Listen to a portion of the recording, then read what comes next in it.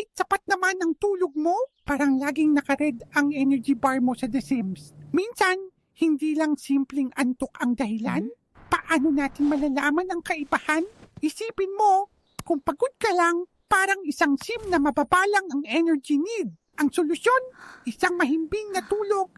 Pagkagising, green na ulit ang bar, full of energy. Handa na para sa bagong araw? Parang bago ulit ang lahat. Pero paano kung natulog ka na, pero pagod ka pa rin? Dito na pumapasok ang ibang needs. Baka hindi lang energy bar ang pula, pati fun at social. May mga negative moodlets pa, tulad ng stressed o sad. Hindi ito kayang ayusin ng tulog lang. Ang solusyon ay tingnan ang buong picture. Ano pa bang need mo ang kailangang punan? Baka kailangan mo ng kakwentuhan o isang bagong hobby. Kausapin mo ang iyong mga kaibigan.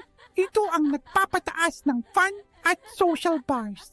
Hindi lang katawan, kundi isip at puso rin ang kailangang mag-recharge. Kaya sa susunod na mapagod ka, tanungin mo ang sarili mo, anong need ng sim ko ngayon? Alagaan mo ang sarili mo, sim style!